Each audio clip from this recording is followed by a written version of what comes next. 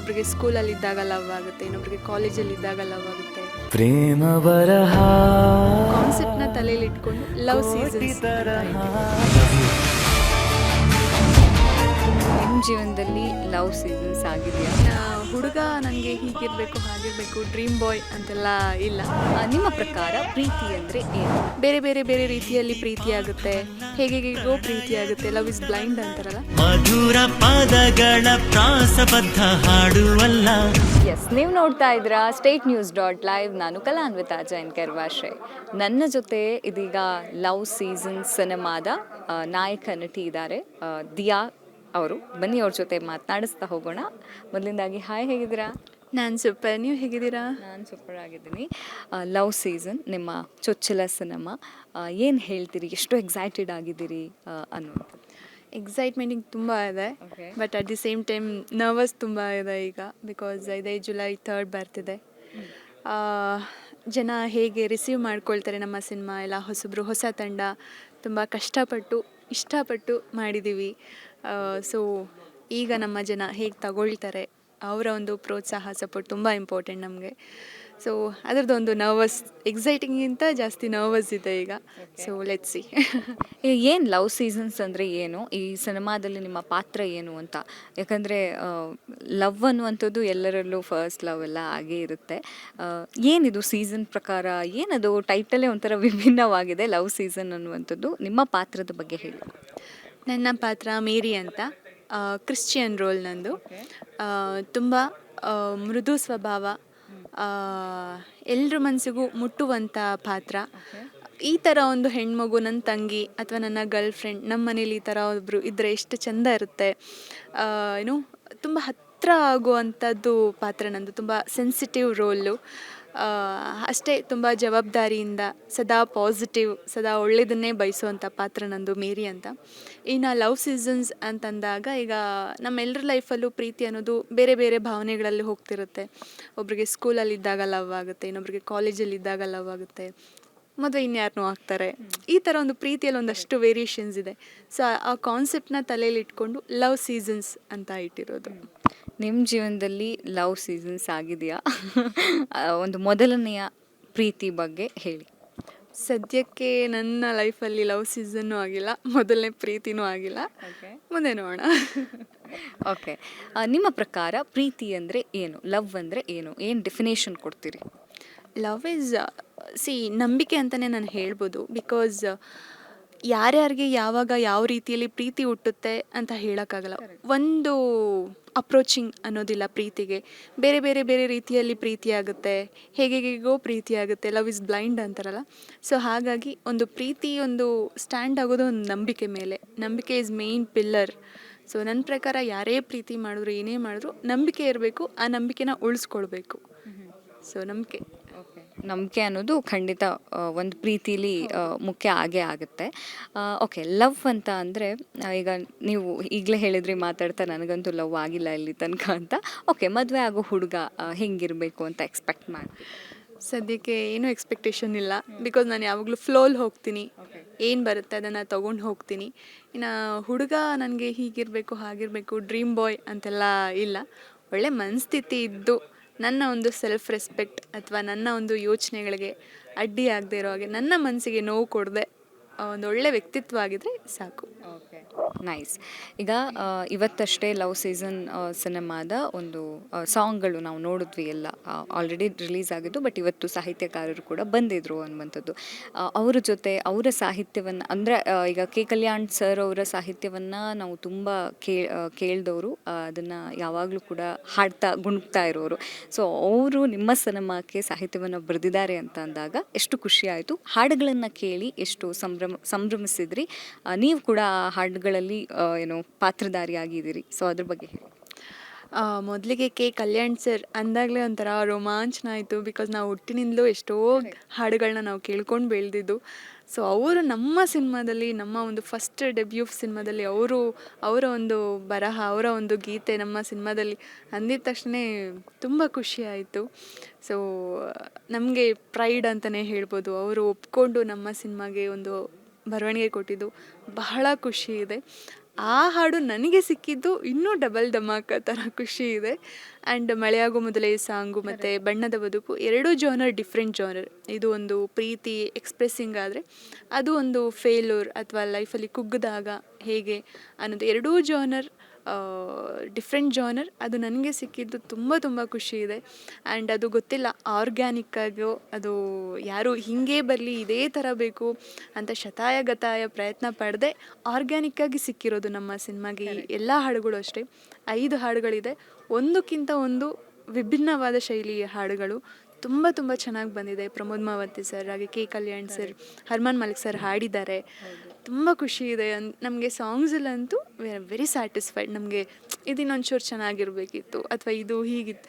So ಆ ಥರ ಯಾವುದೇ ಥರ ಒಂದು ಡಿಸಪಾಯಿಂಟ್ಮೆಂಟ್ ಇಲ್ಲ. ಬಹಳ ಖುಷಿ ಇದೆ ನಮಗೆ.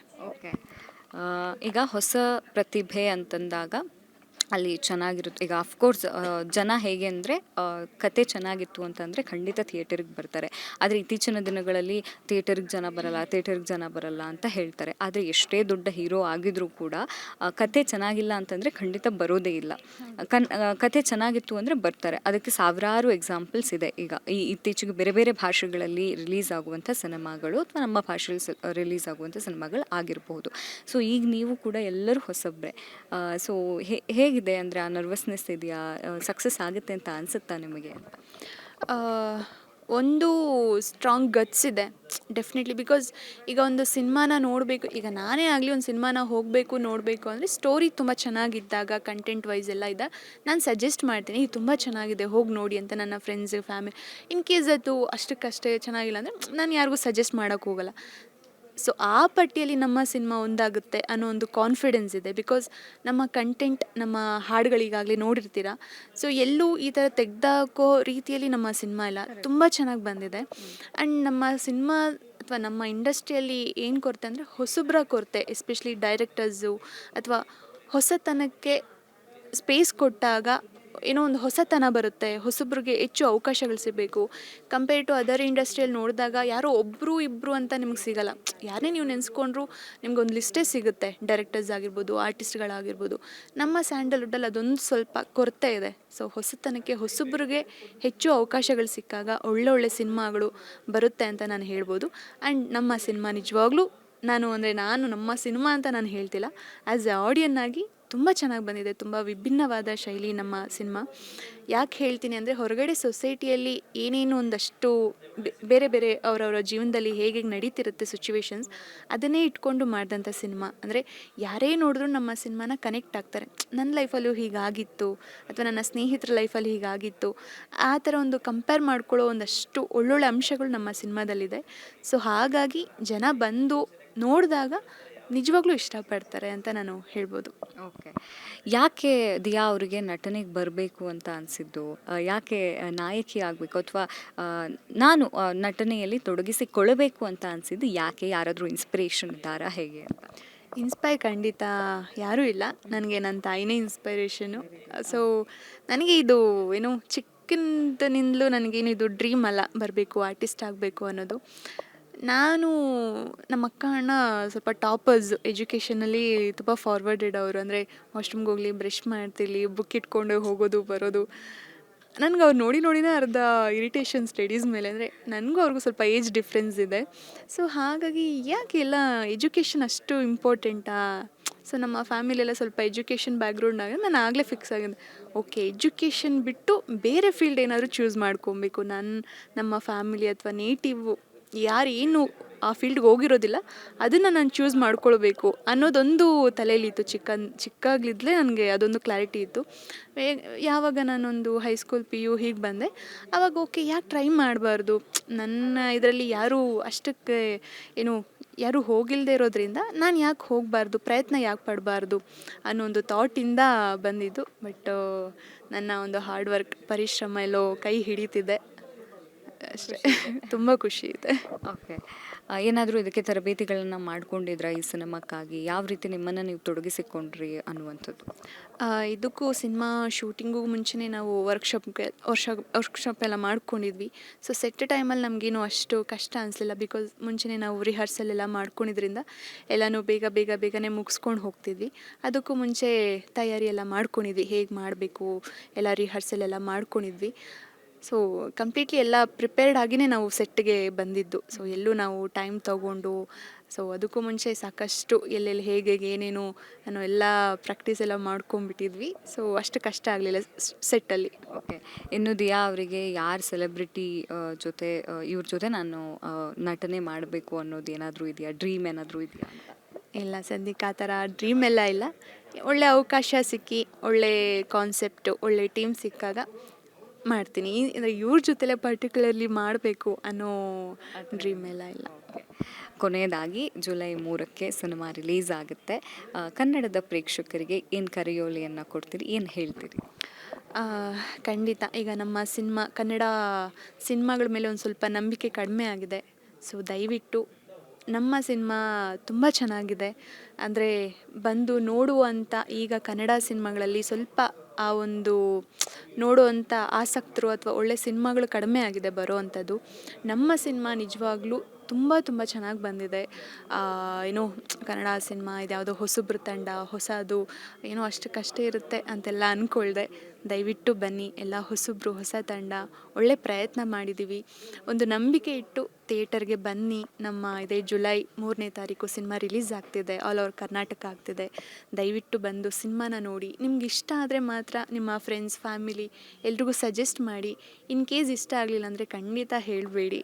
ಆ್ಯಂಡ್ ಏನೇ ಇದ್ದರೂ ನಿಮ್ಮ ಪ್ರಶಂಸೆ ಅಥವಾ ಏನೇ ಇದ್ದರೂ ಕೆಟ್ಟದ್ದು ಅಥವಾ ನೆಗೆಟಿವ್ ಪಾಸಿಟಿವ್ ಏನೇ ಇದ್ದರೂ ನಮ್ಮವ್ರಿಗೂ ತಲುಪಿಸಿ. ನಾವು ಎಲ್ಲದನ್ನೂ ತೊಗೊಳಕ್ಕೆ ರೆಡಿ ಇರ್ತೀವಿ. ಬರೋ ಇನ್ನೊಂದಷ್ಟು ಒಳ್ಳೆ ಸಿನಿಮಾಗಳು ಮುಂದೆ ಬರೋ ಒಂದು ಆಪರ್ಚುನಿಟೀಸಲ್ಲಿ ತಿದ್ಕೊಳ್ಳೋ ಪ್ರಯತ್ನ ಮಾಡ್ತೀವಿ. ಸೊ ದಯವಿಟ್ಟು ಇದೇ ಜುಲೈ 3ನೇ ತಾರೀಕು ನಮ್ಮ ಸಿನಿಮಾ ಬರ್ತಿದೆ. ದಯವಿಟ್ಟು ಎಲ್ಲ ಥಿಯೇಟರ್ಸ್ಗೂ ಬಂದು ನೋಡಿ ನಮ್ಮ ಸಿನಿಮಾನ ಅಂತ ನಾನು ಕೇಳ್ಕೊಳ್ತೀನಿ.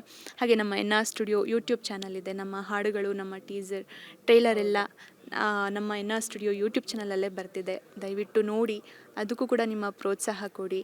ಎಲ್ಲ ಹೊಸಬ್ರೇ ಆಗಿರೋದ್ರಿಂದ ನಿಮ್ಮ ಬೆಂಬಲ ನಮಗೆ ತುಂಬ ಮುಖ್ಯ ಆಗುತ್ತೆ. ದಯವಿಟ್ಟು ಪ್ರೋತ್ಸಾಹಿಸಿ ಅಂತ ಕೇಳ್ಕೊಳ್ತೀನಿ. ಓಕೆ. ಇದಾಗಿತ್ತು ದಿಯಾ ಅವ್ರ ಜೊತೆಗಿನ ಮಾತುಕತೆ. ಇನ್ನೇನು ಜುಲೈ 3ರಂದು ಈ ಸಿನಿಮಾ ಕೂಡ ಚಿತ್ರಮಂದಿರಗಳಲ್ಲಿ ಆಗಲಿಕ್ಕಿದೆ. ಎಲ್ಲರೂ ಕೂಡ ಚಿತ್ರಮಂದಿರಕ್ಕೆ ಹೋಗಿ ಈ ಸಿನಿಮಾವನ್ನು ನೋಡಿ ಹೊಸ ತಂಡಕ್ಕೆ ನಾವೆಲ್ಲರೂ ಕೂಡ ಸಪೋರ್ಟ್ ಮಾಡುವಂತ ಹೇಳ್ತಾ ಕ್ಯಾಮ್ರಾ ಪರ್ಸನ್ ವೆಂಕಟೇಶ್ ಜೊತೆ ನಾನು ಕಲಾನ್ವಿತಾ ಜೈನ್ ಕೆರ್ವಾಶೆ, ಸ್ಟೇಟ್ ನ್ಯೂಸ್ .live ಬೆಂಗಳೂರು.